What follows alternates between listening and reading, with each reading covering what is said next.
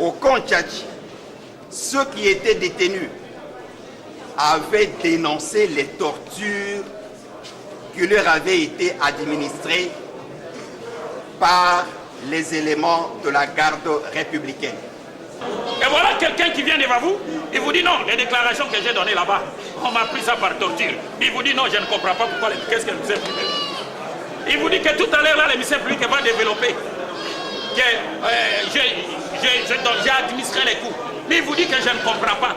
Le ministère public poursuit 15 militants du mouvement lumumbiste progressiste, parti de Franck Diongo, également incarcéré au CPRK et reconnu coupable des faits d'arrestation arbitraire et détention illégale aggravée.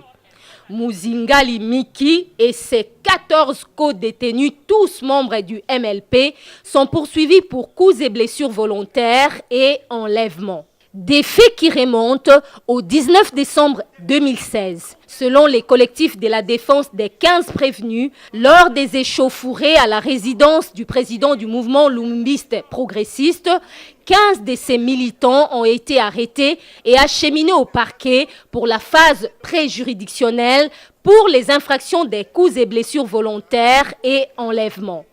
L'audience foraine commence par des préalables soulevés par les avocats des parties prévenues, notamment l'irrégularité dans la requête aux fins des fixations d'audience par l'officier du ministère public, mais en outre les aveux obtenus par l'officier de police judiciaire sous la torture. Nos clients n'avaient jamais cessé de dénoncer les tortures auxquelles ils ont été soumis régulièrement par les éléments de la garde républicaine. Et il y avait eu devant celui-ci les traces des sévices, les traces des tortures. C'est sous ces conditions, Monsieur le Président, que nos clients seront auditionnés. Et je dis en passant que là au camp Tchatchi, lorsqu'ils seront arrêtés, on les a administrés de produits nocifs dont nous ne connaissons pas jusqu'à présent les conséquences et les effets qu'ils peuvent subir dans le futur. Et aujourd'hui, nos clients vous présentent de séquelles de vertige à tout moment. Même aujourd'hui, la plupart sont dans l'incapacité de déposer. Votre confrère venait tout à l'heure de faire son intervention. Il a soulevé, le tribunal se rappelle, 2 préalables. Le premier, c'est en rapport avec les tortures qu'ont subi les procès-verbaux des OPJ, qu'il estime n'avoir pas été établis dans les normes.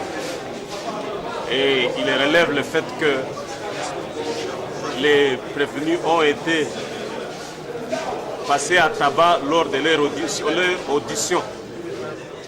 Le juge président de chambre demande à l'officier du ministère public de réagir. Avant même que celui-ci ne prenne la parole, l'avocat des prévenus demande à ses conseils de présenter publiquement les stigmates des tortures dont ils auraient subi lors de leur audition par les services de la garde républicaine. Une procédure qui suscite la réaction de la composition. Il n'y a pas un expert ici, donc le tribunal vous remet à la... L'officier du ministère public, visiblement remonté, passe une douche froide au collectif des avocats venus défendre les 15 prévenus, qualifiant leur plaidoirie de théâtre. L'organe de la loi demande au tribunal de rejeter les préalables soulevés par les avocats des parties prévenues, car il aurait constaté des contradictions sur leurs prétentions. Lorsqu'on vient défendre les intérêts des clients, on ne fait pas de blagues. Nous avons entendu devant le tribunal congolais soutenir certains adages chinois qui n'ont pas le son séisme. Qu'est-ce que le tribunal va en faire de ça? Ce sont des théâtres que le tribunal va placer dans les oubliettes. Il y a un principe général des droits qui vient à ce qu'il appartient à quelqu'un qui a l'œil un fait de réprouver. Et d'aucuns ignorent que la photo aujourd'hui avec l'évolution scientifique, ce n'est pas un moyen de preuve en droit. Parce qu'aujourd'hui, tel que vous êtes là, quelques minutes plus tard, on peut vous faire sortir la photo au moyen d'Internet où vous êtes avec Georges Bush qui reste ou avec même Mobutu qui est décédé plus tard. C'est pour vous dire qu'il ne faut pas faire asseoir votre conviction sur ces photos qui, du reste, on ne sait pas par quel moyen on les a obtenues. Oh, vous voyez même les prétendues victimes en train de faire même des gestes. Des préalables, selon la partie prévenue qui ont été levées d'entrée de jeu de cette audience, l'audience de séjour. La composition ouvre un débat sur les préalables évoqués par les parties prévenues, des préalables qui suscitent un vif débat entre le ministère public et les avocats des parties prévenues. Les deux parties s'empoignent sur les actes des tortures dont auraient subi les prévenus lors de leur interrogatoire, des actes que rejette le ministère public qui sollicite une preuve pour certifier le rapport entre les stigmates sur les corps des prévenus et leurs allégations. Lumumba dit ceci, que nos plaies sont tellement fraîches pour que nous puissions les effacer dans notre mémoire. Et votre honneur, il ne suffisait pas que les prévenus vous le disent oralement, il fallait en plus produire les documents, les pièces qui attestent que cela est vrai. On a soutenu tout à l'heure par les conseils du prévenu que leurs clients ont été aspergés des acides, qu'on les a administrés des produits nocifs, Monsieur le Président. Et lorsqu'on soutient ces actes de déclaration, on doit les prouver devant l'opinion.